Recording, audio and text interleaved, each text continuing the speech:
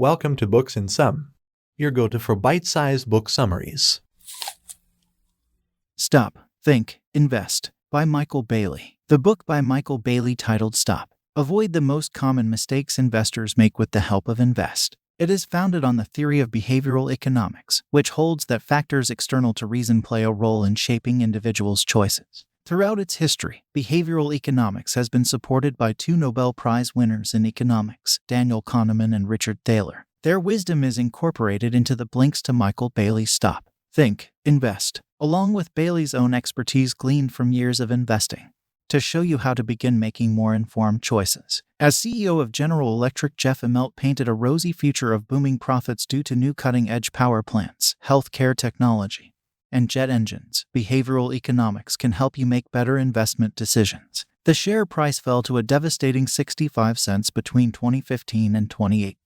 G's CEO presented investors with a narrative they saw no reason not to accept because investors' emotions and biases prevented them from seeing G as anything other than a safe and reliable bet. The field of study known as behavioral economics examines the impact of people's social, psychological, and emotional traits on markets and financial decisions. Michael Bailey, the book's author, has broken down the stock-picking process into 12 manageable steps and provided 100 cognitive behavioral coaching tips to help you along the way. The first piece of advice is to simplify your portfolio. There are too many choices to think about them all, so it's important to use a combination of libertarian and paternalistic criteria to narrow them down.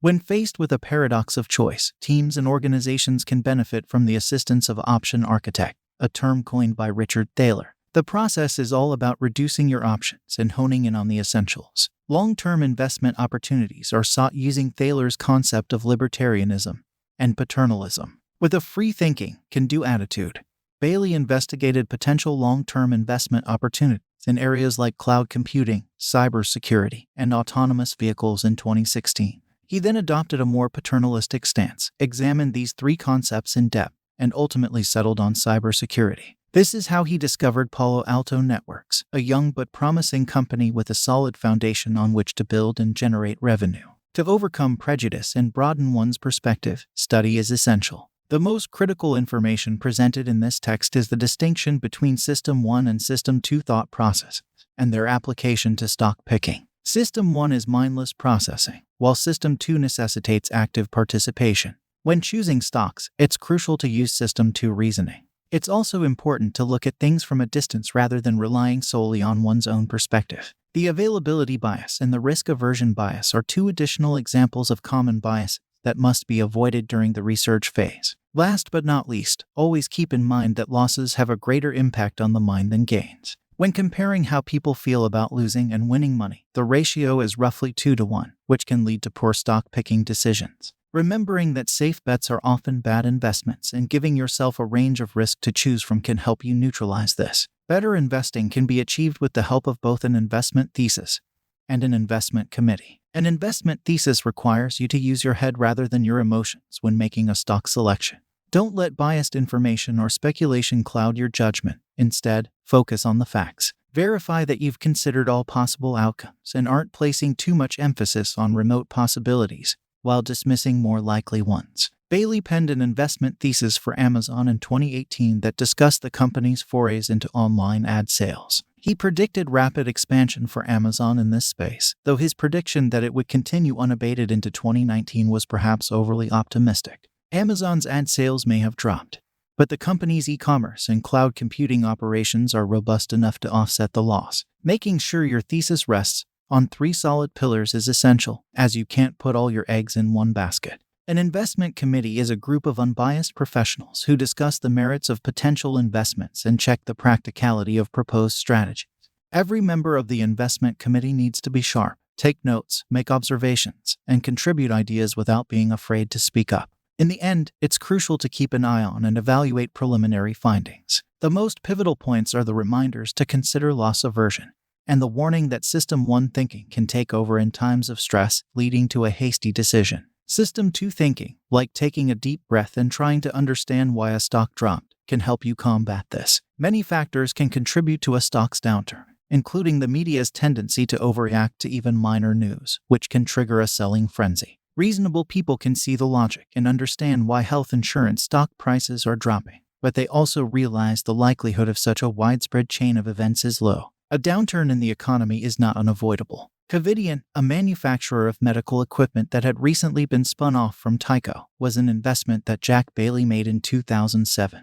As a result, the sky was the limit for Covidien's expansion. Bailey stayed with the company for a number of years despite doubts about him, and the business was successful until it was acquired by Medtronic in 2015. Adopt a growth mindset and learn from both your successes and failures. It's important to know when to hold on to your stocks and when to cash out. Keep in mind the anchoring effect and the break-even effect, which can make a bad situation even worse. Keep in mind that there are things that can make things worse, such as the break-even effect and anchoring. The most crucial information is that investors should adopt a growth mindset rather than a fixed one, and that they should schedule regular intervals at which they reevaluate their investment thesis in light of external perspectives. In addition, instead of dwelling on what-if scenarios, they should analyze their regrets and draw lessons for the future. Finally, they should not place all of their hopes on a single outcome, as this can cloud their ability to see the big picture. Last but not least, they need to keep in mind that they can't expect every prediction to be correct. Key points include the importance of being flexible and open to new ideas while investing, as well as the need for diversification and System 2 thinking. In addition, when looking into stocks, investors should ask themselves these 4 questions. Who makes use of this? Who foots the bill? So, who makes out in this? You can learn a lot about a company's operations and whether or not it's a good investment by asking these 4 questions. Investors should also be cognizant of the psychological and behavioral biases that may lead them to make poor choices. Finally, when investigating potential stock investments, investors should ask themselves 4 questions. Which users? That's up to who makes the call. Who foots the bill? Who benefits? Investors can learn more about a company's operations and decide whether or not to put their money into it by asking these 4 questions. We hope you found this summary helpful in your listening journey. If you're interested in diving deeper into the topic or getting your hands on the whole book, be sure to check the description below where we've included links to the book and other related products that may be useful to you. Don't forget to hit that subscribe button to stay updated on our latest book summaries. And feel free to leave a comment with any suggestions or requests for books you'd like us to cover. Thanks again for tuning in and happy listening.